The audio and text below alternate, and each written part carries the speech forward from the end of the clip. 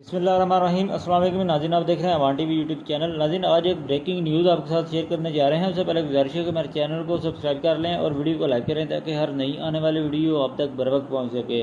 ناظرین، بات کرتے ہیں حلقہ پی پی 31 کی، جو کہ گزشتہ کئی ماہ سے گجرات کی سیاست کا محور بنا رہا۔ چودھری خالد اصغر گرال اور اجنالہ برادران کے درمیان ٹکٹ کے حصول کے حوالہ سے ایک جو جنگ ہے وہ جاری رہی، جبکہ اجنالہ برادران پی ٹی آئی کا ٹکٹ حاصل کرنے میں کامیاب رہے، جبکہ اس کے بعد چودھری نواز اجنالہ کے بیٹے جنہیں ٹکٹ جاری کیا گیا، انہوں نے احتجاجاً پی ٹی آئی کا ٹکٹ جو ہے وہ واپس کر دیا، جبکہ چودھری وجاہ حسین کے کاف لیگ میں آنے کے بعد انہوں نے چودھری خالد اصغر گرال کو کاف لیگ کی جانب سے پی پی 31 میں اپنا جو امیدوار ہے وہ نامزد کر دیا۔ جبکہ آج جو آپ کے ساتھ بریکنگ نیوز شیئر کرنے جا رہے ہیں، ہم آپ کو بتاتے چلیں کہ پی پی 31 کے جو مقامی میڈیا ہے اس پر ایک خبر گزشتہ روز شائع ہوئی، جس میں یہ بتایا گیا کہ چودھری نواز اجنالہ جو کہ سابق ایم پی رہ چکے ہیں حلقہ پی پی 31 سے، پی ٹی آئی اور کاف لیگ کے اتحاد کے بعد وہ الیکشن جو ہے وہ جیتے تھے کاف لیگ کے ٹکٹ پر۔ خبر یہ ہے کہ انہوں نے آئندہ جو الیکشن ہے اس میں پی پی 31 سے پی ٹی آئی کی طرف سے انہوں نے آئندہ الیکشن لڑنا ہے، جو کہ سابق ایم پی